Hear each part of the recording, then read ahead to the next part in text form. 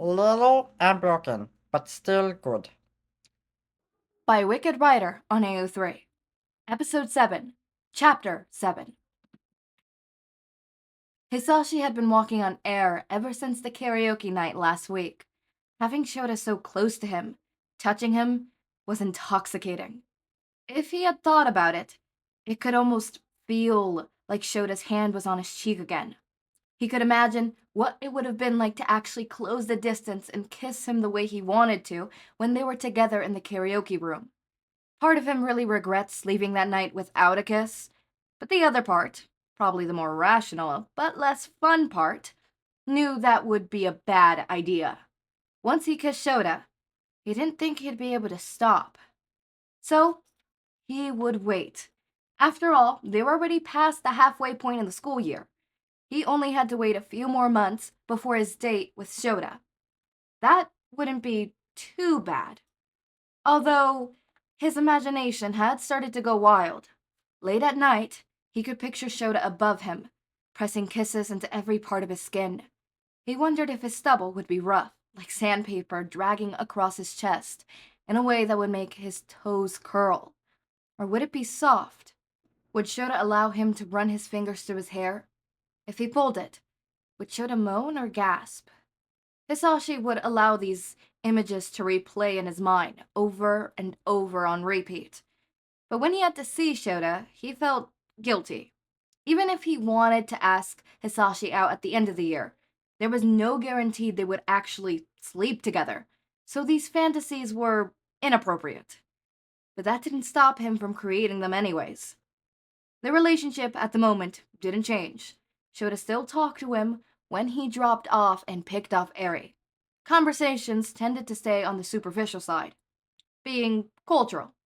But every once in a while, Shouta would smile so softly that made butterflies in Hisashi's stomach come to life. Hisashi had managed to stay business, trying not to think about Shouta too much. Work took too much of his time, but on weekends, he didn't have much to do. Going out to bars and clubs didn't have the same appeal. He wasn't sure if the promise of dating meant that he and Shouta were exclusive, but he found he didn't really want anyone else.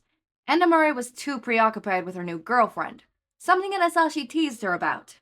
Namuri was always the type to never want to settle down, so her actually wanting to date someone was a big deal. So naturally, as her best friend, it was Asashi's job to poke fun at every given opportunity. Truthfully, he was happy for her, and hoped that this relationship would wind up being good. Although, that meant his weekends were fairly empty. He started taking up running again, something he loathed with a passion, but it helped keep him on the slimmer side and give him something to do. Today was a nice day out, so he figured he'd go for a run through the park. He threw his hair up into a ponytail to keep it out of the way, laced up his shoes, and put on his headphones. Music always provided an escape for him. Even though he ended up not really using his degree in the way he expected, music was always something he fell back on. It helped distract him, and when he had the time, he would still create his own. Everyone must have had the same idea as him, since the park was filled with people. There were other runners along the trail that circled the man-made pond in the center, as well as people on bikes and skateboards. He could easily see the park on the far side filled with kids playing on it. He did a full lap around the pond, but was still full of energy, so he decided to start a second before walking home. As he approached the park, there was a flash of something that caught his eye. Hisashi looked over and could see a small child waving and jumping up and down, obviously trying to get his attention. It took a moment before he realized it was Eri. He waved back to her, thinking that would be enough, but apparently she had other ideas. She started running from under the tree she was at to meet him on the path. He stopped and moved closer so she wouldn't risk colliding with an innocent bystander. Hello, little listener. What are you doing here today? Hisashi kneeled down on the grass to be at her eye level. Daddy and I were having a picnic. She pointed to the spot she had just run from. Hisashi could see Shouta sitting still under the tree, but keeping a watchful eye. Why aren't you at school? He laughed. I don't live there. Plus, it was a nice day, so I wanted to go for a run. Ew, I hate running. She scrunched up her nose. Me too, but it's good for you. Eri looked at him skeptically for a moment, before her eyes lit up like she had an idea. You can come to the picnic. That's very sweet, but I don't want to bother you and your dad. Hisashi looked at Shouta, who had apparently gotten up and started to walk towards them. He's Mr. Yamada. Daddy won't mind.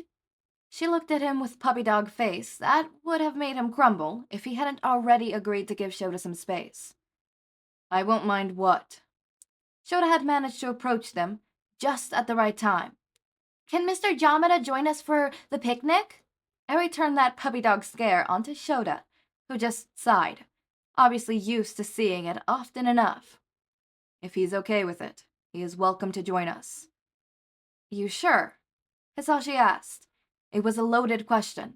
On the surface, it sounded like nothing more than just being certain, but Hisashi was prepared to make any excuse necessary if Shouta didn't want him to join. He knew that he was worried about how spending time together while he was still Eri's teacher would look, so if Shouta gave any indication that he was uncomfortable with him indulging on a family time, then Hisashi would leave. Yes, please join us. Shouta gave him a smile that made Hisashi feel giddy. In the short time they've known each other, Hisashi found that smiles were not something given freely, especially one that looked so genuine. It made the crow feet on his eyes more apparent, and he always looked more relaxed. Eri ran back to the blanket they had set up under an oak tree. Shouta and Hisashi trailed behind her at a slow pace. When she was out of earshot, Hisashi spoke up. I can go if you want. I know you wanted us to keep some distance for a while. Don't be ridiculous. Eri invited you. She would be distraught if you left. I don't know if distraught is the right word. Seems kind of exaggerated. Hisashi teased, getting a soft laugh from Shouta. Obviously, you don't know how dramatic my daughter can be. There was a fondness in the way he spoke. Honestly, it's just a picnic, and she wanted to invite you. She tried to get your attention the first time you passed by, and was so heartbroken when you didn't see her. As soon as they arrived at the blanket, Eri was already pulling items from the backpack that was being used as a picnic basket. She has-heartedly placed Tupperware containers, drinks, and plates onto the blanket, with no regards of whatever continents were inside. Shouta was fixing everything and making sure that there was no spills. It looked as if they were trying to feed a small army.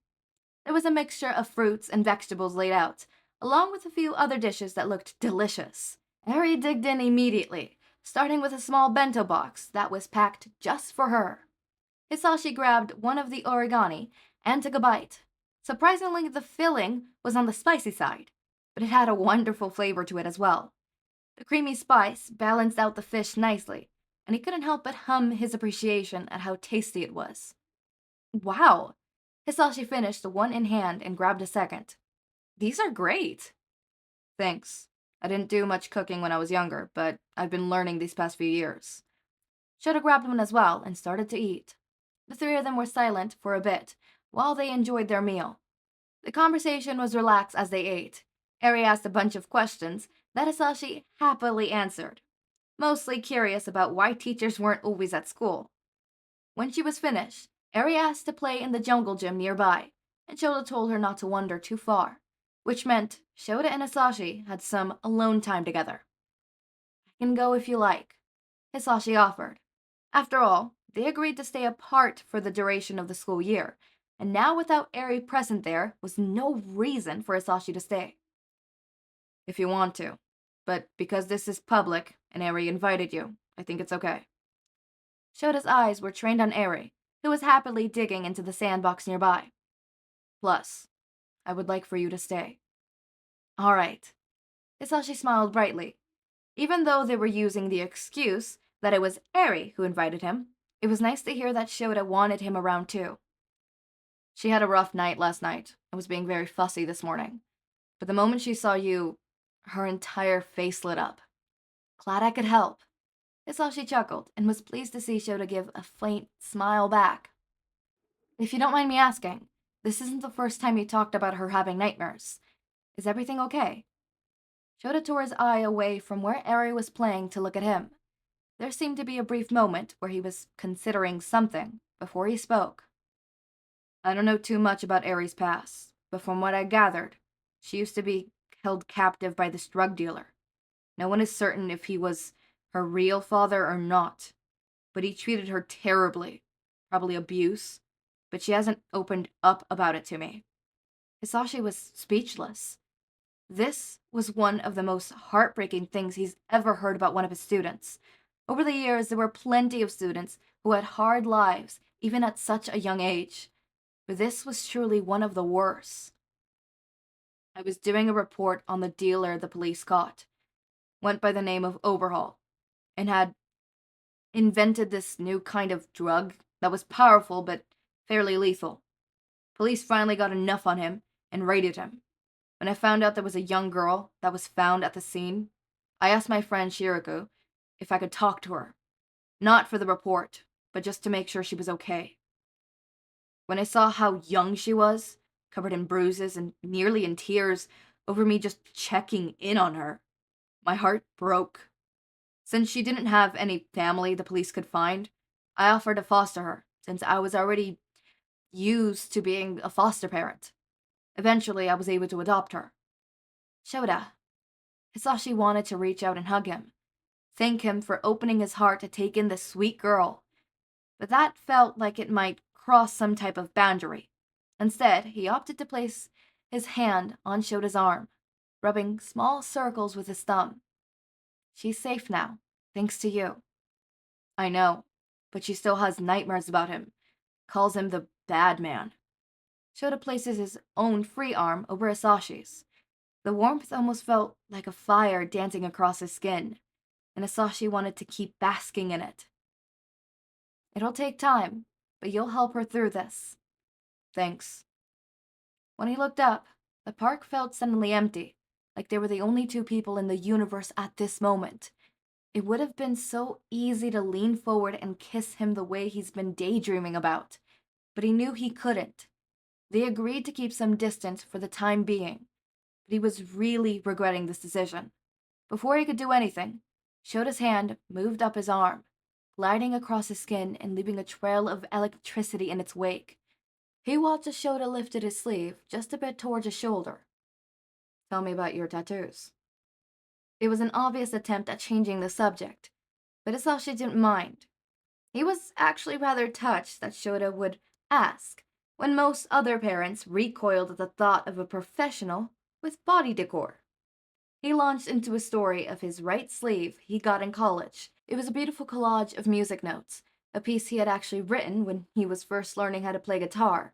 Mixed throughout were piano keys, with splashes of watercolor, styled pop of color, and a few flowers that filled in any empty spaces.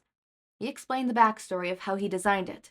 Very badly, since he was only gifted with musical ability as his talent, and not drawing, and went to several shops to find someone who would bring his vision to life. Namuri held his hand the entire time, while scolding him that his first tattoo shouldn't have been as big as it was. Rolling up his other sleeve, he showed off the other arm. This one was mostly sunflowers spread out across his bicep, and his shoulder done in a beautiful gray scale. He explained how his mother always said he was shone like the sun, thanks to his blonde hair and smile that never seemed to dull. During his entire ramble, Shota nodded and would give small bits of input. It wasn't until Eri came back from playing that Hisashi realized how long he had been talking. Usually, most people would cut him off or stop listening, so he would end his stories. But Shota didn't even give any indication he stopped listening. It felt so wonderful to actually be heard for once in his life. This was definitely something Hisashi could get used to. Eri curled up next to Shota and yawned.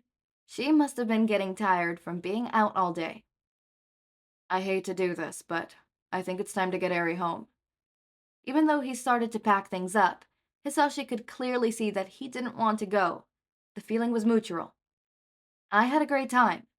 Hisashi started to help clean up. Can Mr. Yamada come to the zoo next weekend? Eri asked. Both men froze. Obviously, the answer should have been no. They agreed to remain professional, and running into each other naturally didn't feel like breaking that agreement, but actually scheduling time to spend together did. But Eri was the one who invited him, so maybe it would be okay. I'm sure he's busy, Eri. Shouta reassured her. You don't want to come? Eri turned to him and used the damn puppy dog eyes again. If anything became of whatever relationship he and Shouta would have in the future, he needed to learn how to say no to those eyes. But that sounded like a problem for another day. Of course I would, little listener, but I don't want to intrude on time with you and your dad. Hisashi gave her a smile. Can he come, Dad? Eri turned those eyes on Shouta. He gave a sigh. Would you like to come? Although it could have been interpreted as him just being polite, Hisashi could see how happy he looked. The more time he spent with Shouta, the easier it was to see the small changes in his expression at his various moods. The tick in the corner of his lip showed he was truly happy to extend the invitation. If you're okay with it, I'd love to join you two. I'm looking forward to you joining us. Shouta finished, shoving everything into his bag, and stood. See you next weekend. Yeah, was all Hisashi could say. He watched as Shouta and Eri left, hand in hand, although the young girl was dragging her feet more than walking, and would probably get Shouta to pick her up soon. A giddy feeling washed over him, and he realized how excited he was to spend more time with them in a week. They are so bad at staying their distance. That's not how you guys, you're doing it wrong. But you know what? You're doing it wrong. Let me show you. This is how you keep your distance. A couple months. Calm down. Also, we got a little smutty. I want to talk about that end. I always love the interpretation of Hisashi and Aizawa as a ship, where although Aizawa doesn't really like very bubbly people, he doesn't tolerate Hisashi, but for some reason he likes spending time with Hisashi. He likes listening to Hisashi yap on. And although Hisashi loves to yap on, he hasn't found people who, listen to him. Shouta's the person who listens to him. I saw an interpretation of this in Tattletale, a different fanfiction that I'm soon going to do a fanfiction cloud on. That does not mean I'm podficking it. That means I am giving it a review. But that one, I love the interpretation that Eraser Mike has in that one because, Aizawa is weirded out on why he likes Hisashi if Hisashi is the opposite of what, Aizawa normally looks for in a friend. And especially someone like a lover. He's like, I don't understand why I'm craving to hear his voice again. He's too bright for me. He's too yappy for me. And I've always liked Eraser Mike simply because of that. I love the fact that yapper and listener, sunshine x grumpy, moon x sun kind of thing. But I especially like the yapper x listener. I'm a yapper, if you guys did not know. I think my outros say it. Yeah, and if you haven't ever interacted with me on a VC, you know I am a fucking yapper. I yap. I go on and on and on. Ooh, derealization. Jesus fucking Christ. I just realized I am me. I am physically here. There's a physical world. What the fuck is this physical world? I'm going through a little dilemma right now. But anyways, as I was saying, I'm a yapper. I have always been a yapper. And in my many years of yapping, I have only found a couple people who actually like listening to my yapping. Right? And in reality, I've only ever found one person who I truly felt comfortable yapping with. This person, honest to fucking God, I would yap, and instead of just giving me one-sided conversation or stuff like of my yapping, they responded back in full. I would send them like a whole message that's like 30 minutes of me yapping, and they would respond with like a 1-2 minute response of them talking, being like, oh yeah, that thing you said about that was really cool, or this blah blah blah blah blah, or like I had to think about this, so like blah blah blah, right? Where it's like they're not only listening, but they're contributing to the conversation from time to time, right? But for the most part, when they don't contribute to the conversation, they would always repeat what I said in a shorter term, as if confirming to me that yes, I am listening to you. And I This person that I'm talking about was my first love. We're no longer in contact. Change. I don't think that person's probably the same person. I will say I am technically still kind of in love with them, but they're past them. Not they're now them. I don't know they're now them. Them now is definitely completely different than them from 4 years ago, you know? They've definitely changed. I mean, I've seen them in social media. They've changed not only in appearance, but their interests and stuff like that, whatever. We met via My Hero Academia, by the way. Because of My Hero Academia, we met, which is hilarious. But they were a yapper. No, I was a yapper and they were a listener. I want that. I need that. That is what I need. In my many years of living, I've only found certain people who actually listen to me and yapping. The other person who wasn't necessarily like that person, right? They would listen to me yap and yap and yap, and then they would yap themselves. We were two yappers who listened to each other, right? Except during the end of our friendship/relationship, I noticed that I could no longer yap at them without feeling as though they no longer wanted to listen. Like I was a burden to them. So, that one went downwards. But for the most part, the first love, my first ever love, that person never made me feel as though my yapping was an inconvenience to them. I want that again. I want what Hizashi and Shouta have. That whole, I'm a yapper, you listen, and I feel like I could yap on for centuries, and you would be okay with it. And I love it. I want that. I need that. It is what I need. I want to be able to send someone a 30-minute voice message of some random shit that happened to me today just because I want to talk about what happened to me today, or send you a bunch of like a long message about random little stuff that I found out throughout the day, or a little achievement like the fact that I finished a Minecraft build, or even the fact that I found an energy drink that I really like in the store, or the fact that I have been recording many videos today and just send you a little message and for them to reply back and for me to feel heard. So what I'm getting at is the reason Eraser Mic is my favorite ship is because I want what they have. You know that whole thing of like what you read is what you want? Sometimes that's true, sometimes it's not, especially as a fanfiction reader. Trust me, I do not want the angst, hurt, comfort bullshit, okay? But the mutual pining, yeah, I kind of do want that. You know, the relationship sometimes, yeah, I kind of do want that. You know, obviously in this sense, I don't want to be a parent simping for a teacher, or a teacher simping for a parent. You know, like I don't want that. But at the same time, it'd be an interesting, you know, dynamic. Literally, one of the biggest reasons why I want to go to college is in my mind, I'm like, okay, I have to go to college, right? I go to college, I suffer through the classes, I learned about psychology that I really, really enjoy, and I get my college AU. I get my college AU. Better yet, I study at a coffee shop and I could get a coffee shop AU. Literally, I literally ask my friends a lot, like these two specific friends who go to college. I go, how's the college AU life treating you? You have any love life you want to tell me? I live vicariously through the both of them. My love life is non-existent, considering the fact that I am demi-romantic, meaning for the most part, I have to be friends with someone before I, develop true feelings. I could, you know, think someone's attractive.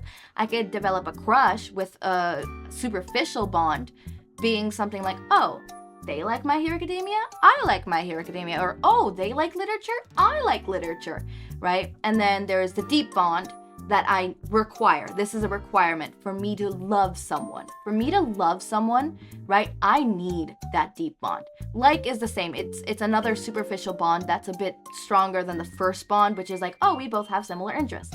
The like is a more, you know, bond, like, oh, we've been talking for a while and I really like the dynamic we have. Interesting. I like this person. And then love, for me to love you, we have to have a bond. I can't even explain to you what this bond is because I've only experienced it 2 times in my life. And it is a bond that I cannot explain. I have only ever loved 2 people in my life. Yes, I have said I love you to many other people, but that's because in a relationship, when you don't say I love you, it starts arguments. And I don't like arguments. And because my significant others of the past are BS people who are horrible people, except certain people, there's 3 of you I'm looking, well, there's 2 of you I'm looking at. You 2 are good, do not worry. But for the most part, I need that deep bond for me to love someone. So my love life is non-existent because for the most part, for me to develop feelings for someone, I need to have, at the very least, you know, if I want to have a crush, at the very least, a superficial bond, right? Meaning we have to have been talking for a little bit, right? At least a month. At the very least, a month of, you know, talking and stuff, going back and forth, all right? For that to happen, you need to be in my life. From you to be in my life, it happens to be, you know, like we need to already know each other. For the most part, most of my friends are either unavailable, as in they're dating someone else, unavailable in the sense of they're not gay, or unavailable in the sense of minors, yes, minors, right? Like, for example, a lot of my high school friends who are still in high school that I made friends with while I was at high school, yeah, no, they're off limits because they're still minors. Yes, are they a couple months away from becoming adults? Yeah, but would I date them?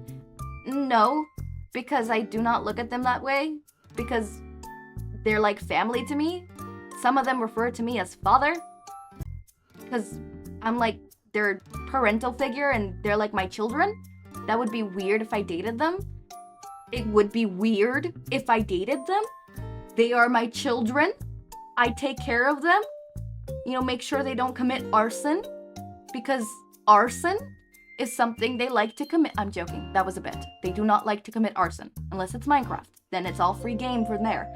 Motherfuckers go wild. But anyways, point again is, I want what Hizashi and Aizawa have, except I will never have it. Therefore, I live vicariously through fanfiction and my friends. Love that. I'm gonna text them. I'm gonna see how their college AU life is treating them. As always, my raindrops, make sure to eat, sleep, drink water, take your meds. Have a wonderful day or night. Link to my Discord server and socials are down in the description. Subscribe to see more of my content, and thank you so much for watching.